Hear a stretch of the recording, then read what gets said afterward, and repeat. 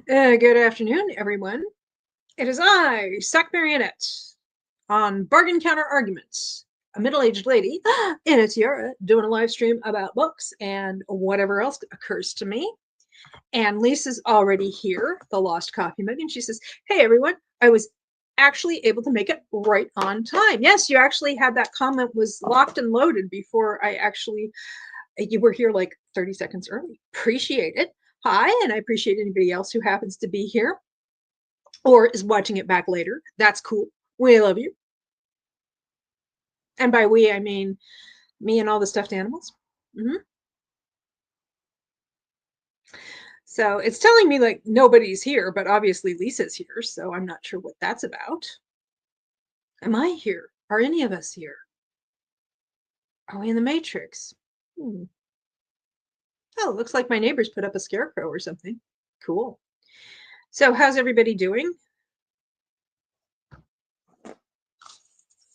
I went. Lisa says, "Is this a dream?" And then she laughs. Is this a dream? A beautiful dream. Well, I was here on Monday with Kristen Lee and doing a bonus live stream, and there were quite a lot of people here. I think there were some people who were able to make it on Monday who don't necessarily have a lot of free time during the week, but Monday was a holiday for some. So we had a pretty good crowd. It was fun. I enjoyed it. And then yesterday, I went to Book Barn in Niantic because, as I mentioned, I think during Monday's stream, they're having their annual sale, which is 30% off everything in the store. Well, not the swag, not the t-shirts, the book bags, stuff like that, but all the books were 30% off. And I lost approximately 30% of my mind. And as you may have seen, if you were here for Monday, Barkity! Silly's here! I have stuffies.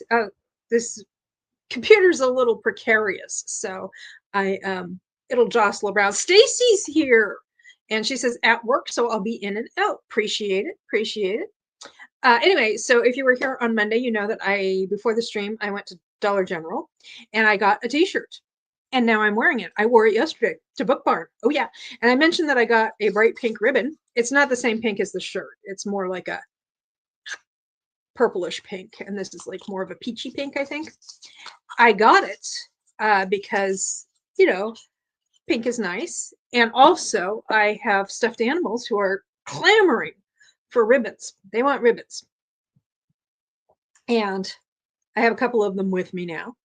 I have a couple of ponies, little horsies, who just had a first birthday because I got them a year ago at the Notre Dame Church in Durham has from May to October inclusive. They have a tag sale, and it's the first Saturday of the month. And last year, in the last tag sale, which was October, the first Saturday in October, I got these two ponies. So they just had a birthday, and I have this one. She's like a dachshund pony. I think she's supposed to be a Clydesdale. Her name is Wendy. And I also got this pony who didn't have a ribbon until Monday, and her name is Sylvie. And I just really like pink and gray, just different shades of pink and gray. Pale pink and gray is nice too, but I like this hot pink and this gray pony. She looks very, very stylish. But I don't think this particular shade of pink, maybe. I don't know. If I could find some copper colored ribbon, I think that would look really nice on Wendy. But I also have a Sleepy Sheepy. This is my mom's Sleepy Sheepy. And he just kind of came in to hang out. Okay, so that's what I did yesterday. I went to the Book Barn, Niantic, and lost my mind. And then today, I decided to reorganize my bookshelves a little bit. I was like, I'll just do it for a while. And then the next thing I knew, it was like 2.5 hours later. And I had made dozens and dozens of decisions, large and small, about where to put things and everything, and handled dozens and dozens of objects. So I had decision fatigue. It was also like I wasn't really getting up and off the floor, but I was picking up boxes and bags of books, and it was a good workout. I felt like my back muscles getting stronger, because if you were here Monday, I was like sitting on the floor the whole time with no back support, and it was rough. I was surprised I was able to drive to Niantic and back yesterday. And so I think I could really feel like my back muscles just getting a nice workout today, and the same with my core muscles in front. So I felt like that was a good workout. I was glad I did it, but I did have decision fatigue and I was a little tired. So, and it also pushed back lunch a little bit. Well, we ate breakfast late, so lunch was a little late. We had a garden salad and a 4-cheese pizza, rising crust, and we have some left over, so we can have it for breakfast tomorrow. And so I'm still like a little tired. And I also had to change my sheets because I spilled something on them, and it was just like, oh, this is, and that's a bit of a project, changing sheets alone, because I have to move furniture to get to the bed and everything. It's a thing, but that's all done. Oh, later I have to drive Mom Marionette to the library. I'll do that after the live stream. Anyway, so I'm a little tired. I'm not going to do 10 minutes of yuck because I already did all of that other stuff, but I'll still set the timer for 10 minutes so people can do their 10 minutes of yuck. And if you're new here, welcome. If you're not, welcome. But I just remind people the 10 minutes of yuck, as named by Nicole, is 10 minutes in which you just do something you've been putting off, or something that you don't want to do for more than 10 minutes. Maybe it's a work task that you've been putting off, or maybe you need to make some phone calls, which is always a drag, or answer some emails, or if you're home, maybe you want to, fold some laundry or vacuum or do some dishes or whatever. Anyway, the idea is we set the timer. The first sprint is 10 minutes, so you can do that. And then we come back and I will do a little bit of a book haul from yesterday. So you have that to like look forward to. And then you can do your 10 minutes of yuck and know it's only going to be 10 minutes. And then you can enjoy some books. So that's what we're going to do. And let's see. Okay, so that's going to be until 17 minutes past. Sprinting until 0017. So I will see you back in about 10 minutes.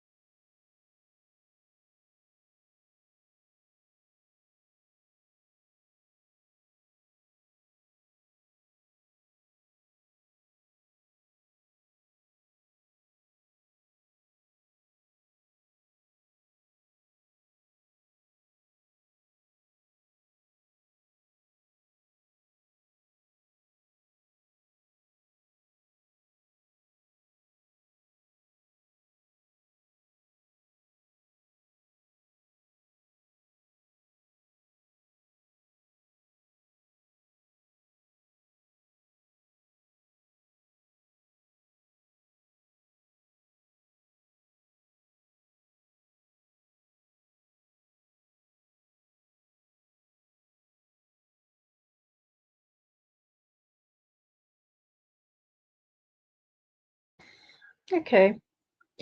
Okay, we're back. We're back. That didn't feel like 10 minutes, but I guess it was. Maybe I forgot how to read numbers. That's entirely possible. Okay, so I actually did take care of some emails and things like that. So I wouldn't call it yuck exactly, but it was some stuff that needed to get done, and now it's done. And we're back. And I got some books yesterday, as I said, at Bookborn sale. Now, I'm not going to try to my nose is running. I'm not going to try to haul all of them because it's a lot. But I thought I would share some of my the romances I found, and I also, when I posted this on Stormy's Discord, I said that I would potentially haul the middle grades I got because I got some middle grades, and I've been getting more and more into middle grades specifically because of Stormy and the sprints she does on Monday and some of her friends. So yeah, I know they were interested in middle grade. So if she's around, I will do that. So I'll wait until she pops up and says something. Otherwise, I might just do it as a video that's not part of a live stream because I really need to get back in the habit of making videos. It's just I've got so much stuff piled up from not feeling good over the summer, like stuff around the house that needs to be done and that kind of stuff, that I still haven't gotten back into the swing of making videos, but I'm hoping to get it done. Wyoming says, let's see them all. Well, maybe, but not on this particular segment because some of them are kind of scattered around the house. And when I was organizing books, like I said, I got decision fatigue. So I started, excuse me, I just started shoving things into bags as like, I will deal with this later. So I'm not sure where they all are right now, but I did set aside the middle grades, the romances, and a couple of other things. So there is that. And Stormy says, did I hear my name? You sure did. I was saying that I got middle grades, and that's why when I posted the link for this to promote it on your Discord this morning, I said that I might be hauling some middle grades, and I was specifically wanted to put that in your Discord because, like I was saying, I've been getting more and more into middle grade, and that is kind of thanks to you and the um, the other folks who hang out with you on Mondays, or like when Tiffany did her live stream on Sunday and that kind of thing. So I was like, these people, these folks are why I'm reading middle grade and getting middle grades. So they might want to see that. Stormy says, yay! Okay, so I will start with the middle grade. I'm very much into doing things that I can just reach from beautiful downtown my bed and get them. That's why I set up a little cart next to my bed that has the stuff I want to show off. I really need to read a few middle grade, says Lisa. Sorry, it's just still a little jangled. I'm mellowing out. We just got home and now upstairs settling in, and trying to organize my Perry Mason books as someone wanted me to showcase them. I saw some Perry Mason, some like old vintage Perry Mason at Book Barn yesterday, but for some reason I just was like, oh, that's cool, but I didn't price them. Next time I go, I will. That's like in a section of the store where they're easy to find. Next time I go, I'll find out how much they cost and let you know in case there's something you want me to look for. Anyway, so the middle grade books. These are, I think all of these are from, no, this is not all of these are from yesterday. Most of them are, but there were a couple I picked up the other day at a library sale. I have a Night Books. There we go. By J.A. White. Trying to get this so that, yeah, there we go. And this is about a kid, Alex. Let me see if I can get this there. Alex has loved scary stories his whole life. Now he's trapped in one.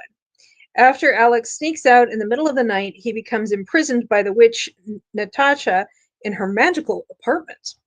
Another child in the apartment, Yasmin, assures Alex that she's already tried every means of escape. Only Natasha holds the bone keys that lead back to their world, and she'll never part from them.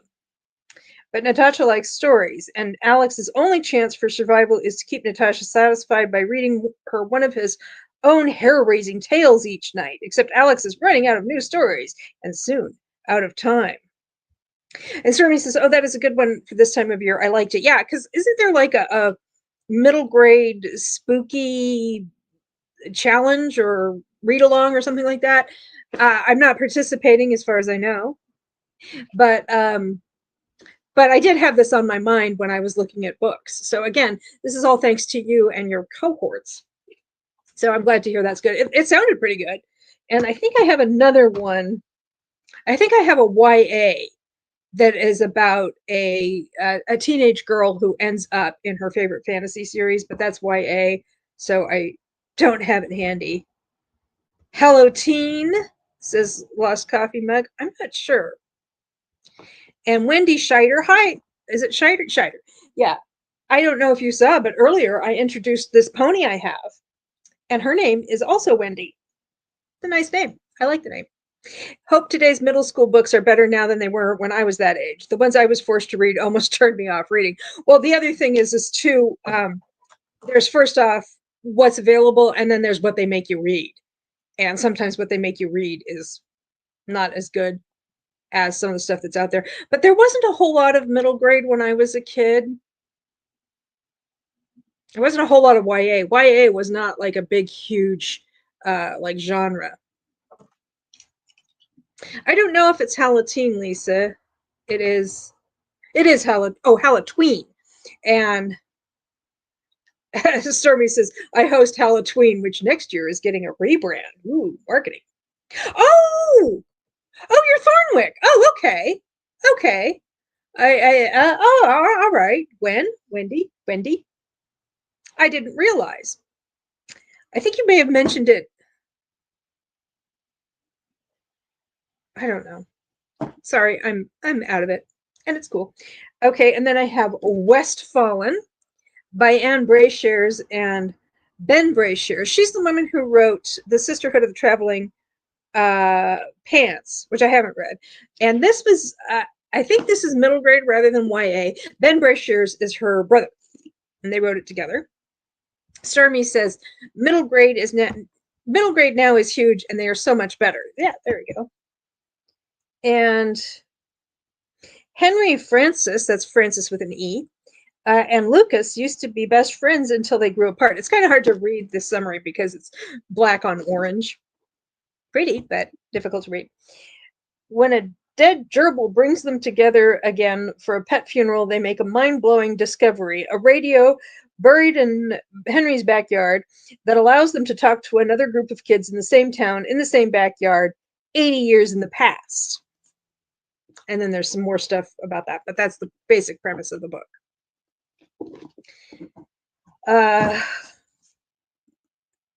I think I picked this one up yesterday. This is another one that I picked up in Ridgefield on Friday. That's where I got this. My Diary from the Edge of the World. So pretty. It is by Jody Lynn Anderson. Oops, wrong side. There we go. And spirited, restless Gracie Lockwood is a typical girl in a world that isn't exactly typical. One where Sasquatches helped win the American Civil War, where dragons glide over Route 1 on their way south for the winter, sometimes burning down an Applebee's along the way, where giants hide in caves near Los Angeles and mermaids hunt along the beaches, and where dark clouds come for people when they die. To Gracie, it's all pretty ho-hum until a dark cloud comes looking for her little brother, Sam. Her parents pack the family into a used Winnebago and set out on an epic search for a safe place that most people say doesn't exist, the extraordinary world. It's rumored to lie at the ends of the earth. To reach it, the Lockwoods will have to learn to believe in each other and to trust that the world holds more possibilities than they've ever imagined. Oops, again, wrong side. My Diary from the Edge of the World. There's the Winnebago. And there's a dragon, I guess. Stormy says, Westfallen sounds interesting.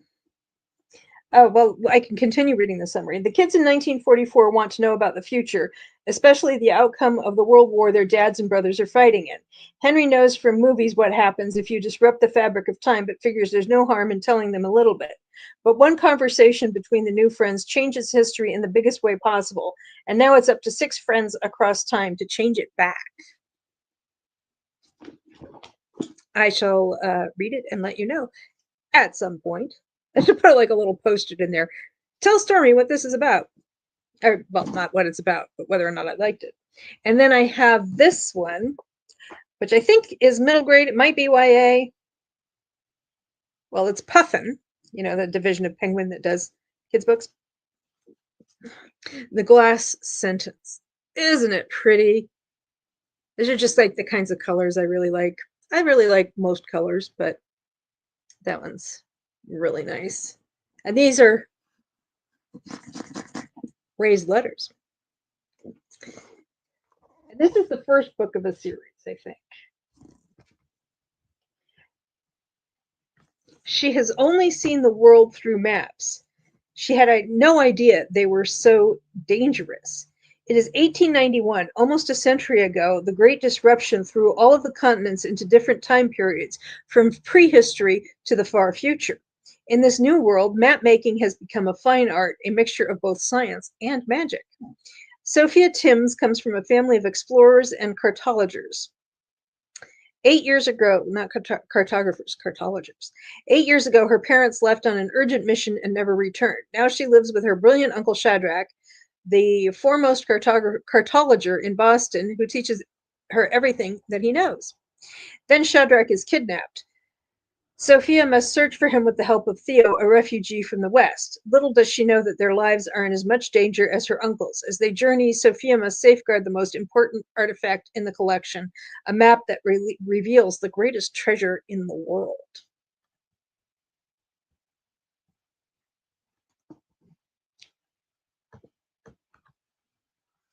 Let's see, then I have, this is the first book of a series. The series is called The Missing. The first book is called Found. It's by Margaret Peterson Haddix. They had a lot of books by her. They had some series where they were like missing the first book or something, but this one was the first book.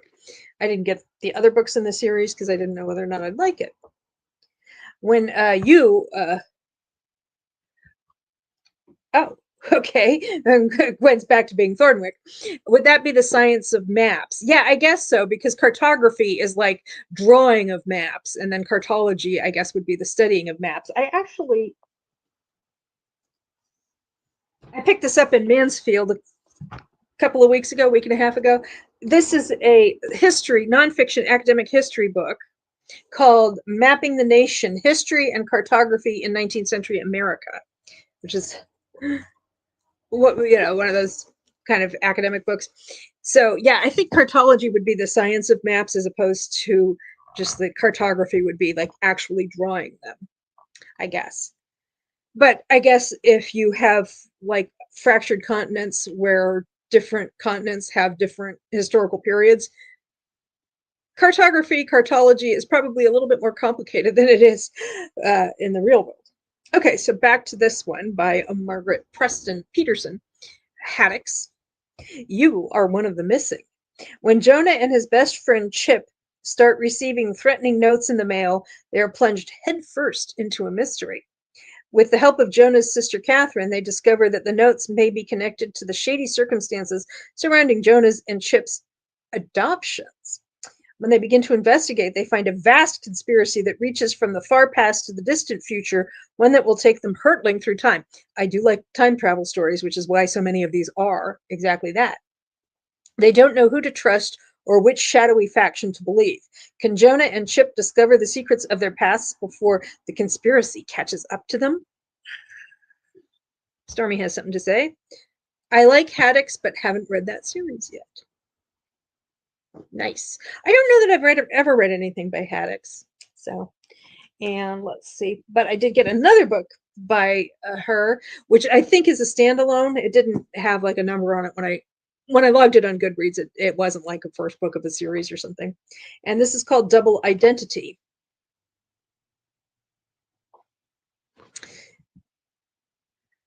So my only protection is a kindergarten teacher and a 98-pound female minister, and they don't even believe I'm in danger. As Bethany approaches her 13th birthday, her parents act more oddly than usual. Her mother cries constantly, and her father barely lets Bethany out of his sight. Then one morning, he hustles the entire family into the car, drives across several state lines, and leaves Bethany with an aunt she never even knew existed. Bethany has no idea what's going on. She's worried her mom and dad are running from some kind of trouble, but she can't find out because they won't tell her where they are going. Bethany's only clue is a few words she overheard her father tell her aunt. She doesn't know anything about Elizabeth. But Aunt Merle won't tell Bethany who Elizabeth is, and she won't explain why people in her small town react to Bethany as if they've seen a ghost.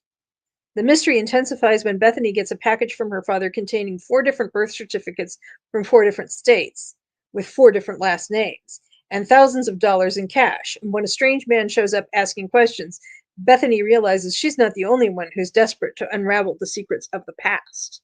That sounds really good, and it's like a lot of story, and it's not a very long book. It's only slightly over 200 pages. Sherilyn Kenyon's Chronicles of Nick is a great fantasy series. I saw it. I don't remember if they had it shelved in middle grade or YA. I did see that, and I wasn't sure what to think of it or what the first book was, so I was like, I will keep this in mind for the future. So yeah, thank you. Appreciate having a vote of confidence for that, because I was intrigued. I just I was trying to pace myself. Okay, and then we also have one last middle grade.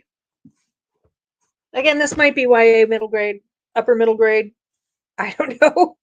It's another map one. It's called The Emerald Atlas. Oh, and Gwen adds, if you like snark, they're great. I love snark.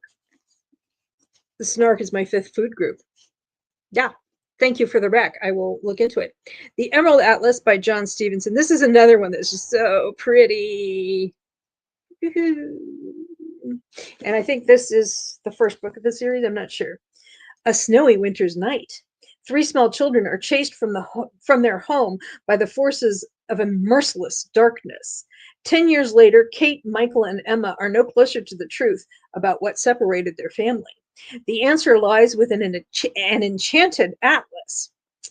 The power of the atlas unleashed, the children are transported to a land ruled by a golden-haired countess and her army of soulless screechers.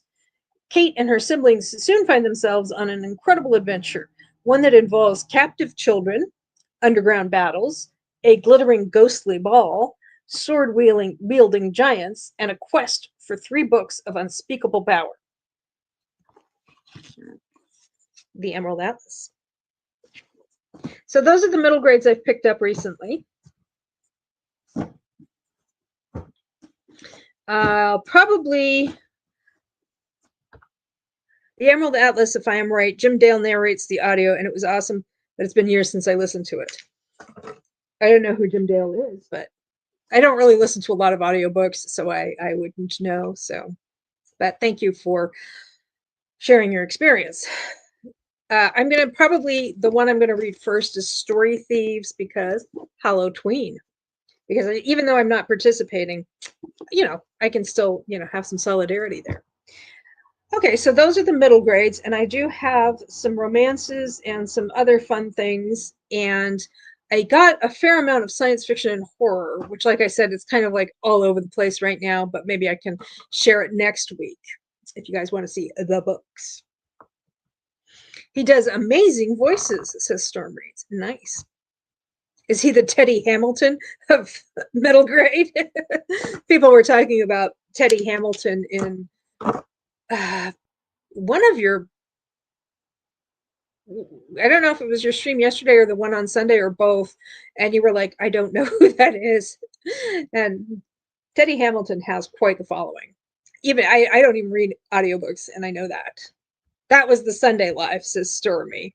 Yes, I was like, because I didn't stick around too late on Monday because I was like kind of tired.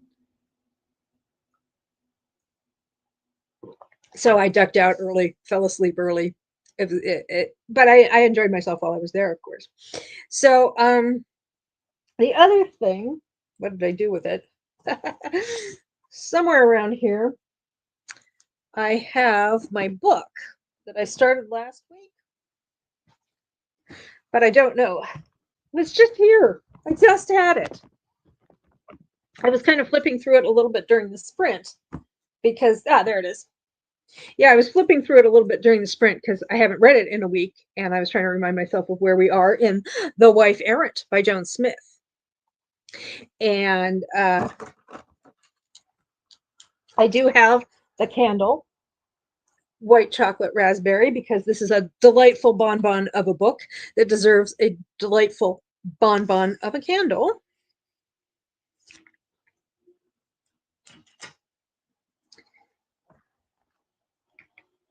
I just thought the color of the candle kind of went with the book a little bit. And I also have my coffee with white chocolate creamer in it. Mm-hmm. Mm-hmm. So this book, let me read the back and everybody can remember where we are. I have no intention of really being a loose woman, Lord Revel. I just want Mama to think so. With Mama dashing scandalously about Bath playing the young flirt to avenge Papa's improprieties, Tess Marchant realizes that neither she nor her younger sister stood a chance of any sort of entree into polite society, much less of finding a husband. Though woefully ignorant of the ways of the world, Tess decides that a few secret trysts of her own would spur rumors of indiscretion and give Mama a taste of her own medicine. Lord Revel, a notorious rake in his own right, was only too happy to play the part of ardent paramour.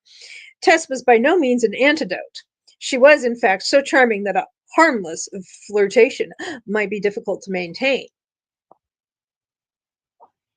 I spent my morning making honeysuckle candles. Ooh, nice. Honeysuckle. I'm pretty sure I have a honeysuckle candle somewhere around here.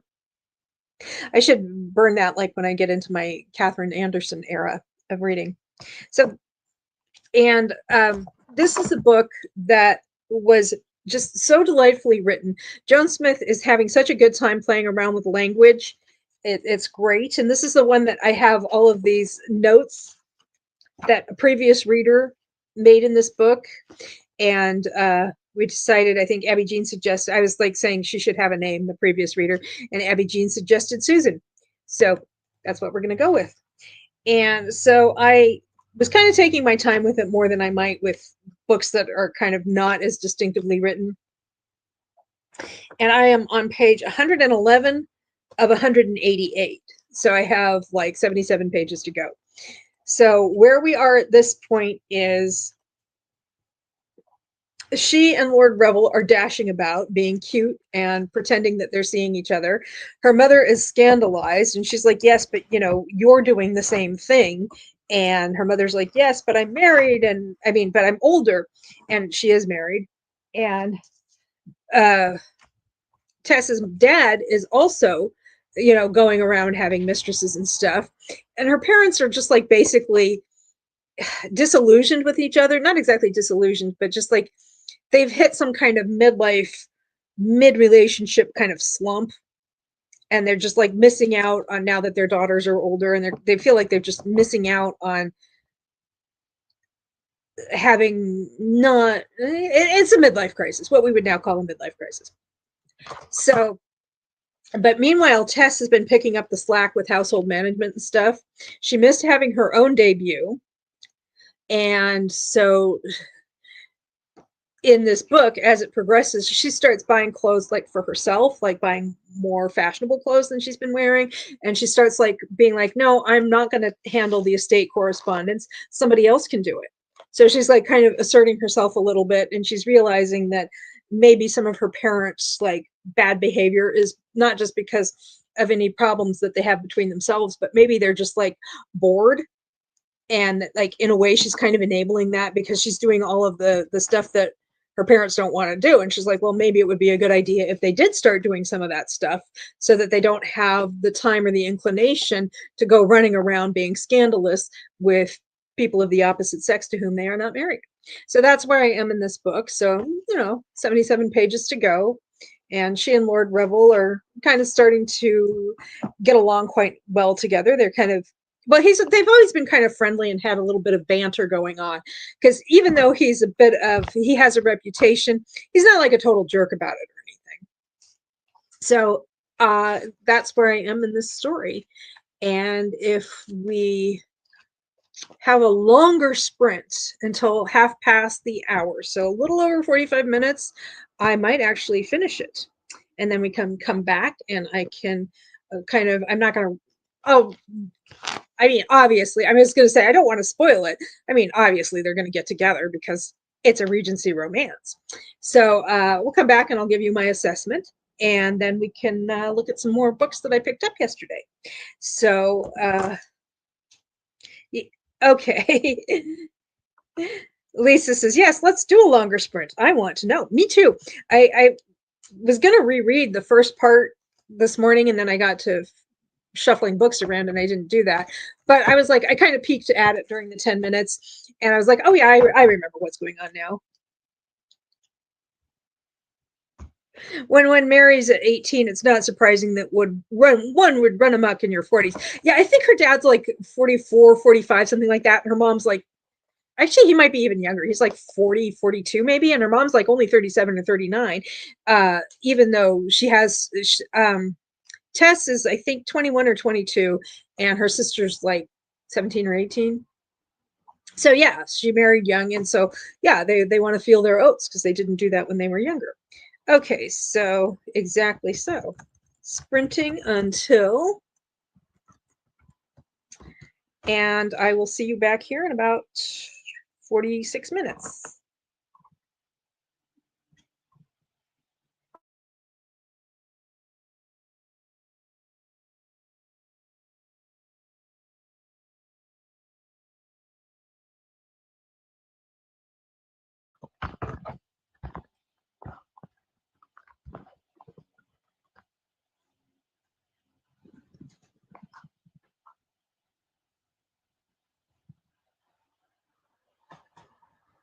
Mm-hmm.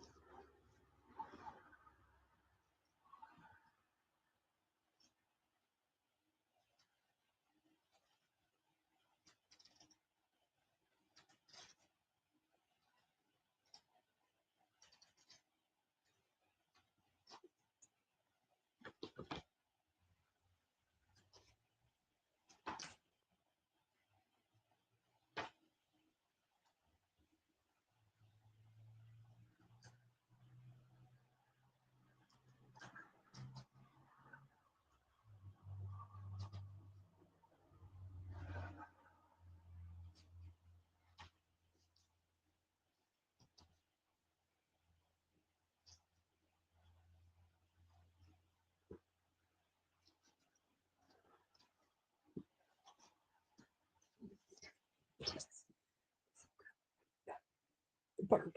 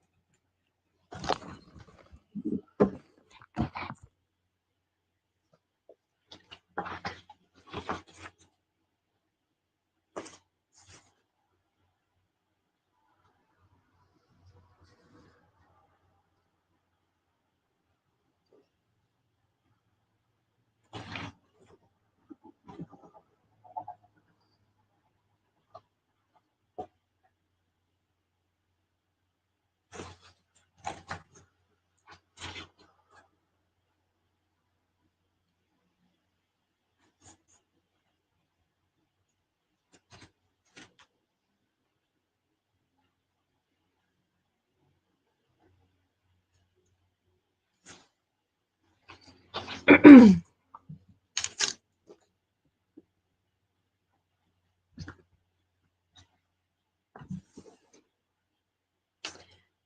it looks like the mic was on the whole time. I hope I didn't.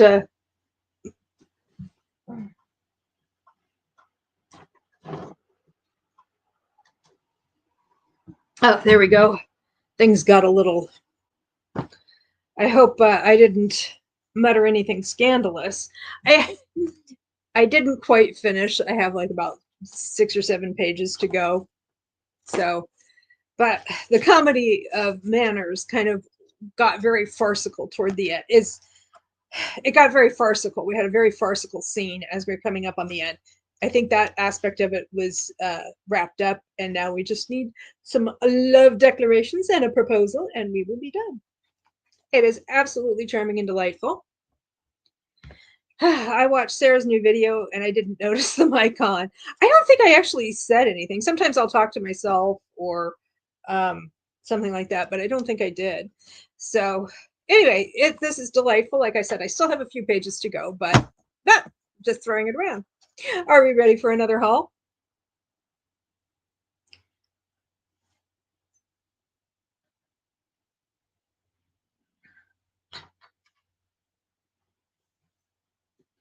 I can haul some more books because let's see.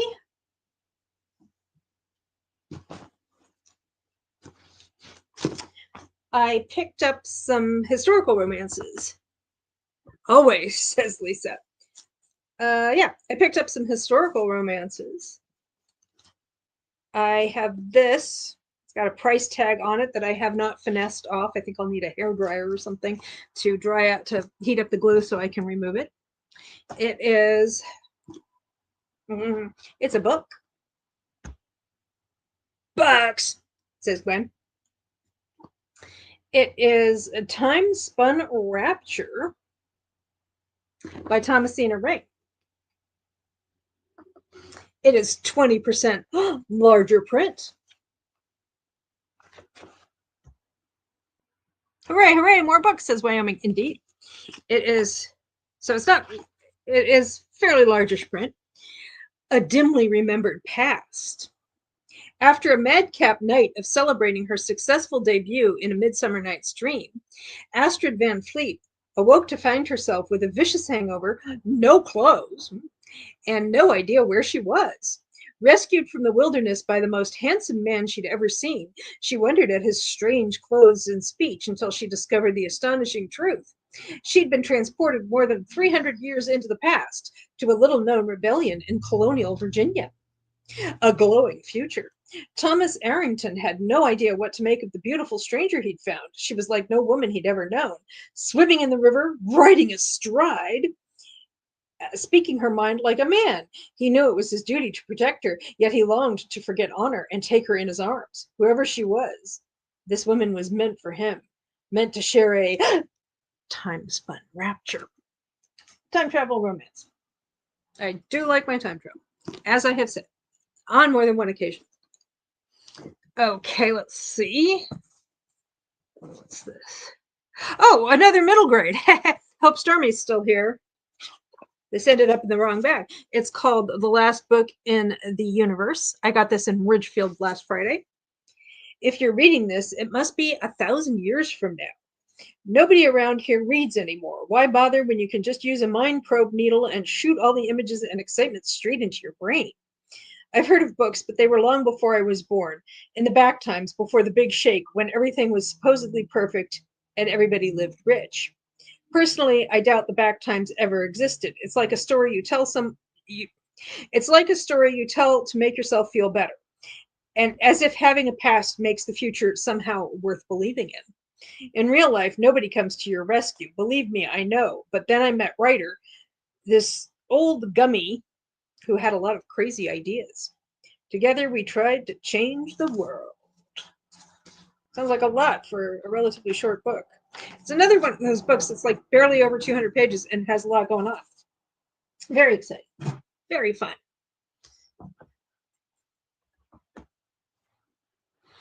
What is that book title again? If you're talking about the middle grade, it is The Last Book in the Universe by Rodman Philbrick. That's Philbrick with a PH.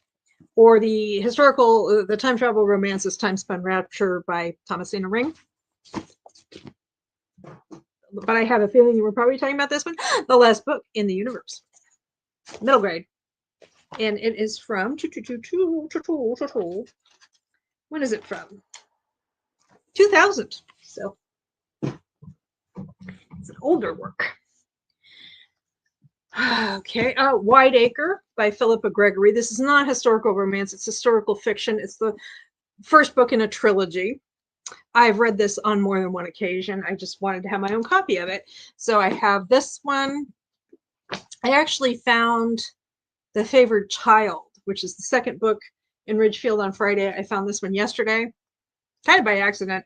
It wasn't in the main adult fiction bookstore. It was like off to the side with the new arrivals, and which aren't in alphabetical order or anything. I just happened to catch my eye. So I don't have the third book, Maradon, but excuse me. Yeah, but anyway, it's bonkers. It's, again, not a romance, but it is absolutely freaking bonkers. Oh yeah. And this is one I found today while I was cleaning up. It was a book that just ended up in the wrong place, and I thought I'd show it because it's a step back. Candace Camp, Promise Me Tomorrow.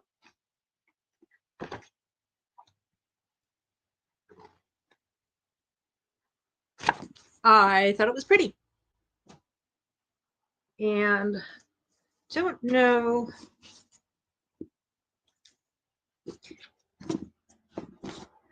I didn't pick up any step backs yesterday. But I did get some historical romances. The mass markets are usually $1 each, but because of the sale, they were 70 cents each. Okay. Ooh, that step back is lovely. Isn't it nice? Candace Camp has some good ones.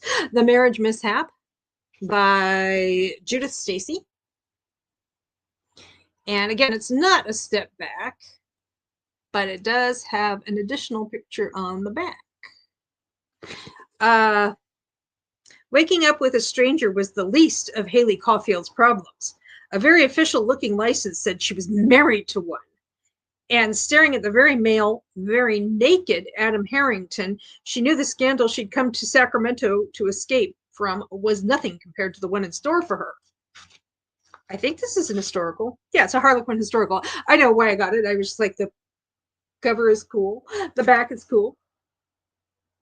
And Sacramento, I used to live there, and my sister still lives there. My mother grew up there. The very practical Adam Harrington would have liked at least to have been introduced to his blushing bride before bedding her. Instead, he found himself wedded to Haley Caulfield, an enticing surprise of a woman who just might beat him at his own game. 1894. So, Sacramento. Not every day is perfect. I know. It's true. It's true. Wild by Margot McGuire.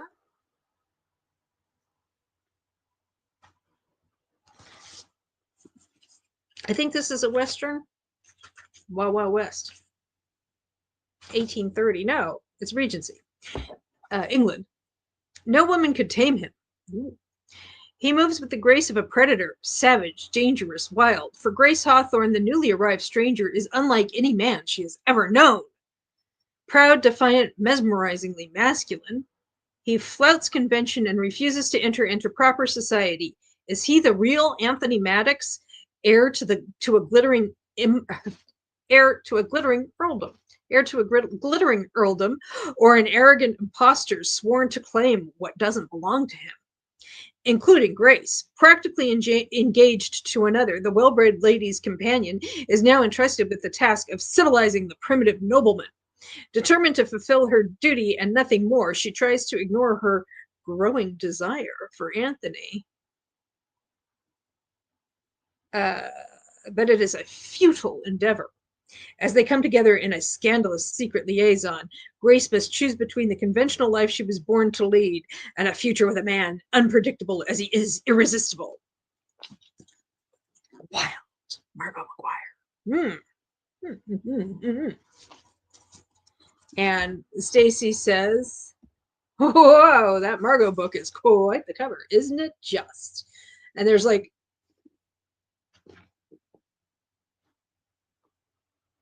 you see her face in the throes of ecstasy on the spine and again on the back. It's the same picture all the way around. Somebody really liked it.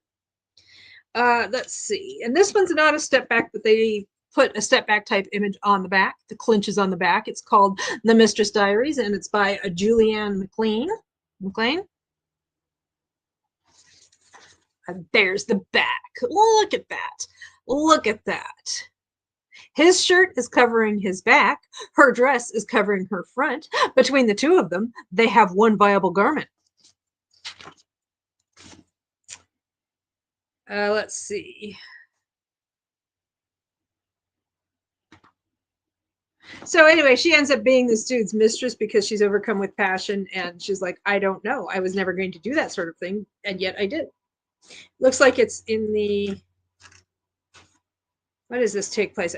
Is it Regency or a little later? Yeah, this is in the 1870s, and I think it's in the UK. Yeah, well, they're all running around having titles, so. And let me see. Yes, as you know, I have been finding this book to be incredibly delightful. Joan Smith has a way with words and a way of a writing style that I am very much vibing on. So I was very happy to find another book by Joan Smith at Book Barn yesterday. This one does not have extensive notes. It did have a folded piece of paper in the back, which was a long list of prescription medications and over-the-counter supplements for somebody who seemed to have been dealing with some rather serious heart problems. Hope she got better. The theater is it's called Drury Lane Darling. The theater is no place for a lady. Pamela Comstock's semi-engagement to weak-kneed Nigel Raleigh, weak-kneed, interested neither party, not one whit, so they're not into each other. Luckily for all, Nigel's gaze wandered to the lovely dramatics of Flawless Fleur, the delightful French actress taking London by storm. I wonder if she's really French or if she's like putting on an accent to seem like more marketably exotic. But when the star quite suddenly vanished, her dashing manager, Lord Breslau, joined Pam in separating the clues from the theatrics to find her. Lord Breslau certainly was a disconcerting sort. By turns, the jaded sophisticate and then the enthusiastic romantic, he acted out the most confounded flirtation with Pam. Even in innocence, that kind of game might turn the head of a less sensible chit. Thankfully, Pam was not a girl to be so easily charmed. Or was she? Stormy's back. I was recording a video now to put all my books back, LOL. Well, I actually found another middle grade. I put it in, I accidentally put it in the bag with my historical romances. Anyway, Drury Lane Darling. It's a bit long. It's Fawcett Regency, and it is actually a little bit longer than Wife Errant, which is 188 pages, and this one's 216. And this is a little earlier, too. It's 1988 as opposed to a 1992. Gwen says, let's hope the spice level is low. Her heart might not have survived. There's like basically no spice in this. I mean, I don't know that Regency Fawcett really ever had much spice, but there certainly wasn't any in this. I mean, there was like, there were goings on, but they're not, it was like farce. There were like people sneaking in and out of houses and behind sofas and so on, but it wasn't like for sexy times. Anyway, Stormy, I found this other middle grade, which I was talking about. It is The Last Book in the Universe by Rodman Philbrook with a PH. And I already read the summary. So anyway, it's about the far future, and nobody reads books anymore because their form of entertainment involves like a needle goes into your brain and just like injects excitement and adventure and really wild things directly into your brain, and nobody reads anymore.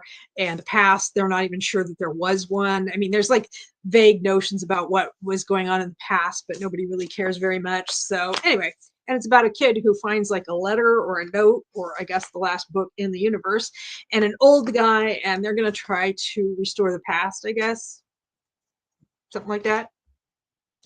Stormy says, "Oh, I have read the that author, but not that book." Okay. So those are the historicals. Uh, like I said, I have like literally 5 minutes reading left for this book. So why don't we have a quick sprint to the top of the hour so I can finish this book, and then I'll come back and let you know my final thoughts on it. And I have some more books that I can talk about, and I will see you in about 15 minutes, 14 minutes. Top of the hour is 14 minutes off. So, okay. Okay. See you soon.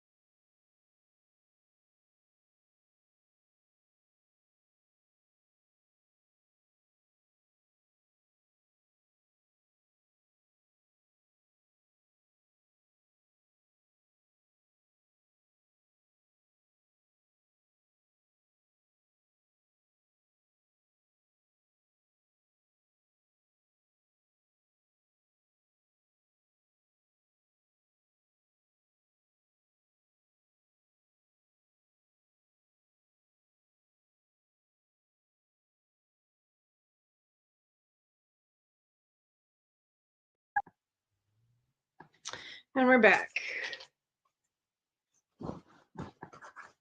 I finished it. And then I had enough time left over to do a little picking up around the place.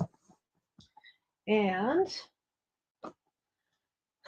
so we had a situation where everybody was at this party, and not everybody was supposed to be at this party. There were misunderstandings and social awkwardness, and it seemed like everything was straightened out. But as a reader, I knew I still had 20% of the book left, so I knew everything was not straightened out. And that's when it got a little farcical, with people hiding behind furniture and trying to pretend they weren't in a room they were actually in, and so on. But of course, it all worked out in the end. One thing I thought was neat about all of this, like running around scheming and pretending that with the two main characters, Lord Revel and Tess, are like pretending that they're going out in the hopes that they can shame her parents into like not running around and being scandalous with other people. And at one point, Lord Revel, Tess isn't around for this conversation, he's talking to his mother, and he says, I had no idea how many people got hurt in these affairs. All the merchant ladies are suffering. So he's like, oh, this kind of romantic and sexual irregularity is kind of a big social problem. Oh, yeah. So anyway, and essentially, like, Tess's parents are, like I said, they're just bored. They're just bored. And so they're doing all of this goofy pants stuff just because they are looking for some excitement in their lives, and they kind of overdid it. Delightful story. Really, really enjoyed it. And like I said, I did look for and find another book by Joan Smith at the sale yesterday. So very exciting.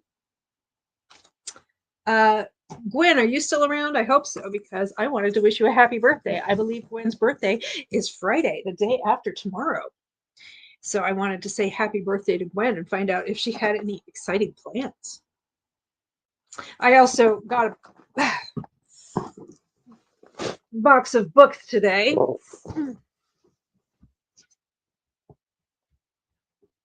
Gwen is waving a very colorful wave. Sounds like a fun book, says Stern Reads. It is. It's very fun.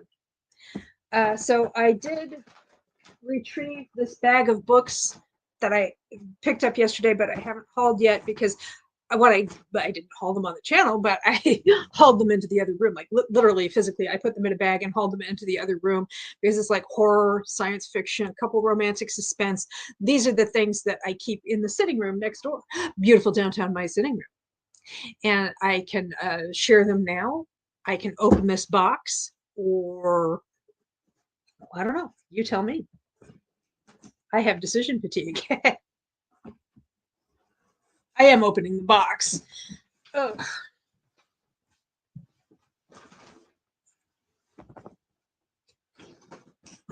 So, Gwen, do you have any plans for your birthday? Or are you just going to see what the day brings you? It's a box within a box.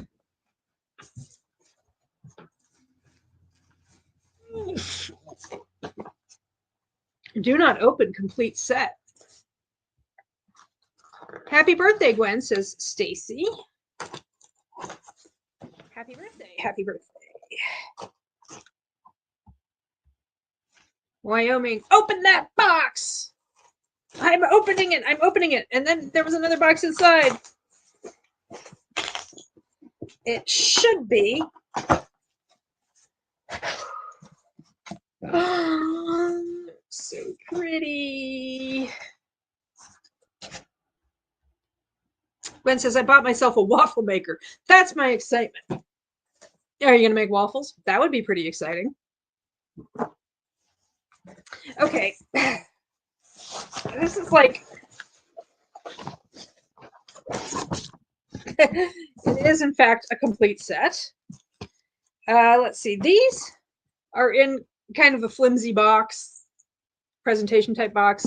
And then these are just loose, but it is the 7 books of the Seven Sisters series by Lucinda Riley. So I actually have all 7 books, but I wanted them to match because I'm extra like that. And these are just so stinking pretty. So pretty. Comment from Wyoming. Happy birthday, Gwen. I hope you get lots of books. Do you have an Amazon wish list or something? So if people want to give you books, they can, or give you anything. Okay, so we have The Seven Sisters by Lucinda Riley, and I like these editions. Oh, this is not for individual resale. And let's see, I don't know if you can see on the screen, but they have these like concentric circles on the spine. So this is the first book, and what this is, it's about these 7 sisters who were adopted by this really wealthy guy. And each book, a different sister goes on kind of an odyssey, a voyage to find her family of origin. So this is the first book. And she, I believe in this book, she goes to Rio de Janeiro. Maya Duplice and her 5 sisters, 6 sisters, but there's a 7th sister, like the missing sister, gathered together at their childhood home, a fabulous secluded castle situated on the shores of Lake Geneva, having been told that their beloved adoptive father, the elusive billionaire they call Pa Salt, has died. Each of them is handed a tantalizing clue to their true heritage, a clue which takes Maya across the world to a crumbling mansion in Rio de Janeiro in Brazil. 80 years earlier, in the Belle Epoque of Rio, 1927, so actually it was 100 years ago,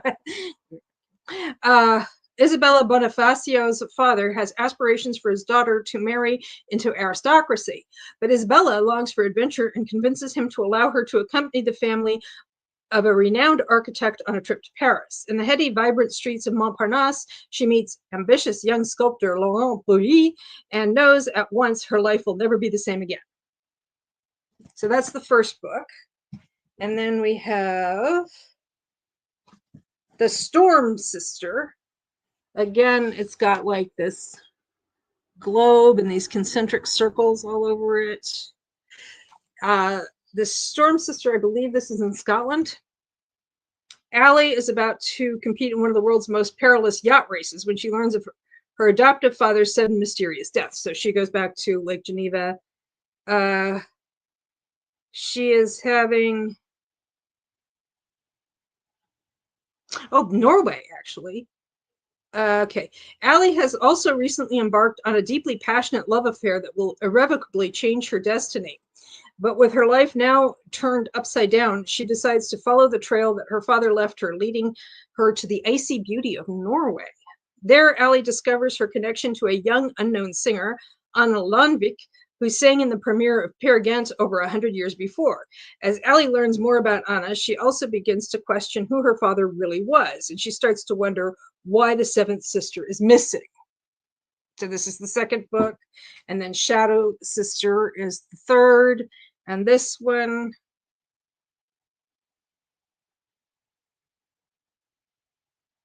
she is the most enigmatic of the sisters. Her name is Star. Okay, and this is the Lake District, and there's Beatrix Potter, and I don't know. And then The Pearl Sister. Cece. She's searching for her true origins, a search that takes her to the searing heat and dusty plains of the red center of Australia. But what is her connection to Kitty McBride, a Scottish clergyman's daughter who lived there over 100 years ago? So, Australia. Wyoming. I've been wanting to try out those books. They sound amazing. Well, if you want my mismatched set that I'm not going to keep, I was going to take it to a used bookstore, but I can get it to you instead. If you want. Let's see. For a reasonable price. That was The Pearl Sister in Australia. Cool. The Moon Sister. I think this is Spain. She's like a flamenco dancer or something. It's pretty. Ooh, again, I love those concentric circles. So she's going to Granada in Spain. Granada is so beautiful. And in the shadow of the magnificent Alhambra, it is. It really is. I've been there. It's great. Tiggy is the name of this sister, discovers her connection to the fabled gypsy community of Sacramonte and to La Candela, the greatest flamenco dancer of her generation. Flamenco. But when fate takes a hand, Tiggy must decide whether to stay with her newfound family or return to Kinnaird and Charlie, which is in Scotland, which is where she's from. Charlie is her boss, and she's into him. And then we have the Sun Sister, which is Kenya. The Missing Sister, which is like the mysterious seventh sister they didn't know they had. Again, with the beautiful, beautiful things. So the Missing Sister is when the six sisters go looking for the seventh sister. And then there's another book. Lucinda Riley died young. She was only like 56, and she died of throat cancer, I think. But she left behind an outline and a bunch of notes and some written materials for the 8th book of the series, which is about the father, the adoptive father, Pa Salt. It's called Atlas, the Pa Salt story, which was finished by her son. So it's by Harry Whitaker and Lucinda Riley. So I have that. It's on the other side of the room, and it doesn't match these. Okay. You have your own staycation right there, says Gwen. I know. I don't know. I've been meaning to read these for a long time. And I mean, like I said, I do have a mismatched set of them. But now I have the matched set. So I'm very happy about that. And just need to move a little bit. My knees were locking up.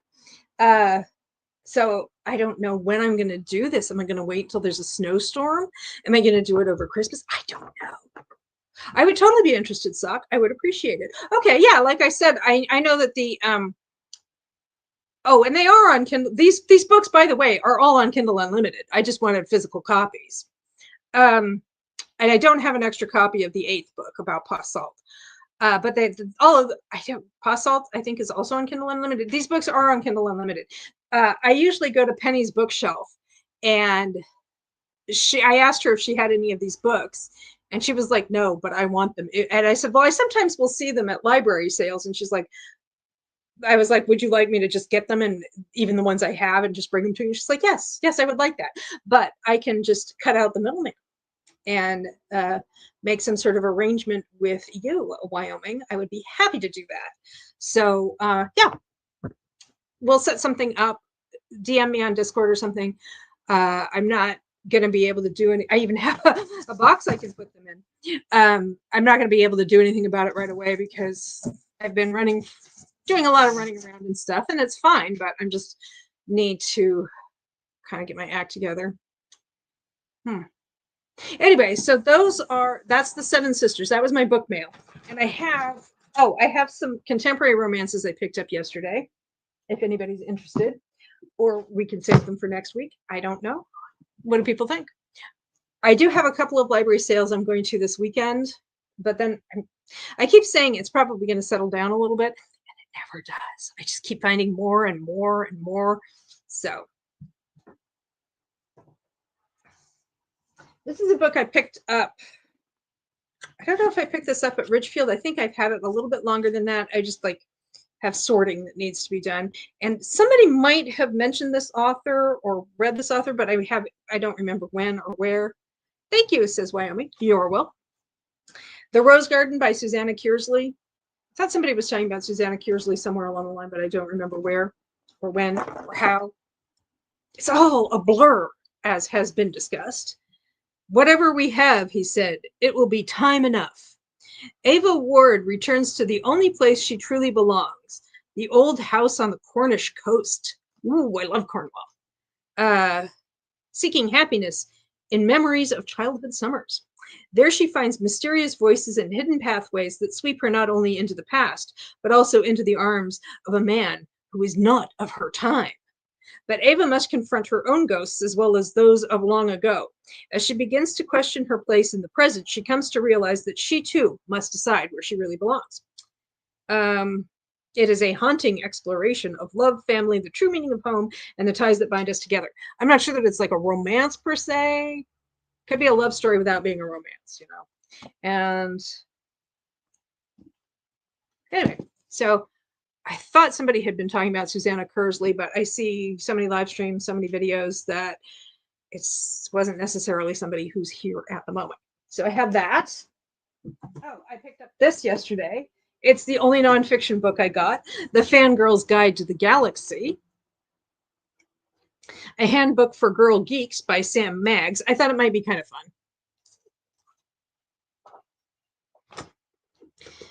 Let's see. Oh, I have a couple of books that I got for free. One of the libraries I sometimes go to, they have like their own permanent bookstore space, and outside they have books that are just free because, you know, there's a book that's published that's like a biography of some Saudi Arabian mystic from the past, and it's like published by the Ministry of Information of the Kingdom of Saudi Arabia. And I'm like, oh, somebody seeded it with propaganda. That'll happen sometimes. It's fascinating. Anyway, so they had a couple of books that were quite lovely. This one, to hardback, and it is Wasser ist Leben mit Bildern von Friedrich Hechelmann. And it's German, and that means water is life, with pictures by Friedrich Hechelmann. So this is just a book of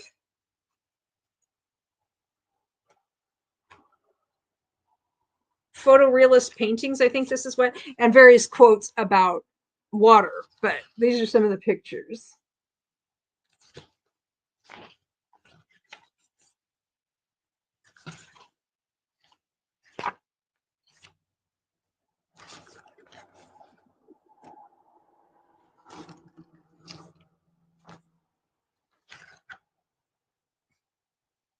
Anyway, I just thought it was gorgeous.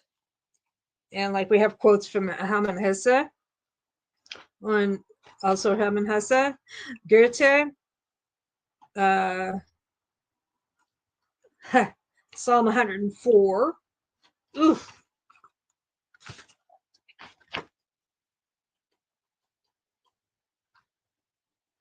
Anton de Saint-Exupéry, Bertolt Brecht, Rainer Maria Rilke. Yeah, so it's just kind of, ooh, sorry about that. So that's kind of cool. And then this is a book of devotional poetry, Heaven's Distant Lamps by Heaven's Distant Lamps, Poems of Comfort and Hope, arranged by Anna E. Mack. And this is Boston, Lee and Shepard, MCM. What is MCM? 1890? 1800? I don't know what this is. MCM. 1900. Roman numerals. And look at it, though. It is so pretty. I'm not particularly interested in devotional poetry, but it's just a beautiful book. And let's see. Yeah, so MCM. Copyright 1900 by Lee and Shepard. Look at that. So that's a couple of freebies. The Lost Coffee Mug. Lisa says, oh, that is beautiful. Yes. I have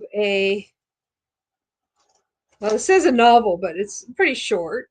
And this is a faking this relationship should be a piece of cake. It's like a fake relationship, lighthearted romantic comedy. She's a baker. Look at this cover. It's all pink and stuff. Nice, a good coffee table book. Yep.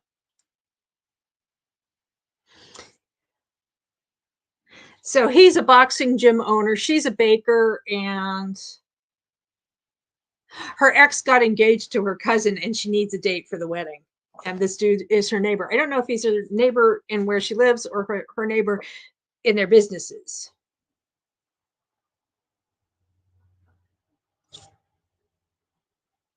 The baker next door makes him an offer so bizarre he can't refuse. So anyway, it's a fake dating. It's not very long. It's maybe about 220 pages. Let's see. The Right Swipe by Alicia Rai or Ray. I'm not sure. And it was positively blurbed by Jane Ann Krentz. Rhiannon Hunter may have revolutionized romance in the digital world, but in real life, she only swipes right on her career and the occasional hookup. The cynical dating app creator controls her love life with a few key rules. Nude pics are by invitation only. If someone stands you up, block them with extreme prejudice and protect your heart. Anyway, there aren't any rules to govern her attraction to her newest match, former pro football player Samson Lima. The sexy and seemingly sweet hunk woos her one magical night and then disappears. And then he resurfaces a few months later in league with a business rival.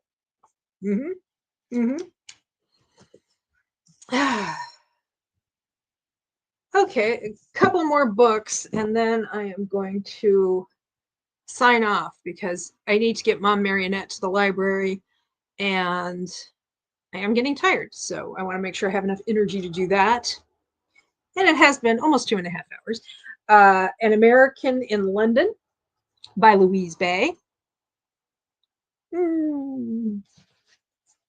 She couldn't ask for a more perfect stranger.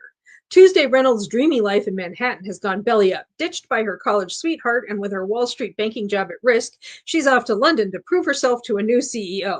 Plans change when Tuesday meets Ben Kelly, a wealthy, scowly, and movie star handsome stranger. He's just missing one thing to make his professional dreams come true. What does Ben need? Oh, just a fake fiancé to impress a duke and duchess. What's in it for Tuesday? Enough money to put a down payment on an apartment back in New York, a new wardrobe, and a weekend in the country at the stately home of the Duke and Duchess. The Bridgerton vibes are absolutely off the charts. Everything between Ben and Tuesday is completely professional until the rehearsals for their weekend romance start to feel almost authentic. It's official. Tuesday's life has been hijacked by a rom-com scriptwriter. But the best love stories aren't the ones on the big screen. Maybe they're the ones that sneak up on you when you least expect it. This is from 2025. And Playing the Palace. When a lonely American event planner starts dating the gay Prince of Wales, a royal uproar ensues. Is it true love or the ultimate meme? Find out in this hilarious romantic comedy.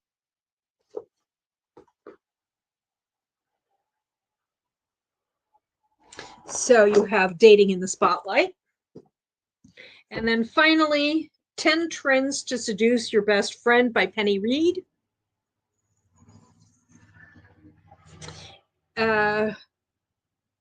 Winifred and Byron are not best friends. Yes, they've known each other for years, but they're not even friendly. Winnie considers them more like casual, distant acquaintances who find each other barely tolerable, especially when he's being condescending, which is all the time. The truth is, they have nothing in common. She's a public school science teacher with stars in her eyes, and he's a pretentious, joyless double PhD turned world-famous best-selling fiction author. She loves sharing her passion for promulgating women in STEM careers and building community via social media, and he eschews all socialization, virtual or otherwise. She's looking for a side hustle to help pay down a mountain of student debt, and his financial portfolio is the stuff of fiduciary dreams. They might be wet. So why are they faking a quote, a hashtag best friend relationship for millions of online spectators? When a simple case of tit for tat trends between non-friends leads to a wholly unexpected kind of pretend, nothing is simple. Sometimes it takes a public audience to reveal the truth of private feelings, and rarely, very rarely, should you believe in what you see online. Okay. So you have this cover, and then on the back, all of that is in this like phone screen. And you have like with like various social media type buttons that if it were an actual screen you could press to like or whatever. Anyway, I thought that might be kind of fun. Oh, I need to stretch it out. Again, my knees are kind of locking up on me. So that's that. I think I'm going to call it a day. And next week we can talk about the other stuff I picked up. I'll pick out a category romance to read, or maybe maybe I don't know.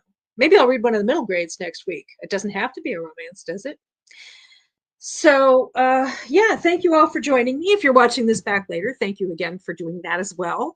I'll be back here on a week from today for midweek motivation on the, I think that's the 22nd, 23rd, 22nd at 2 p.m. Eastern.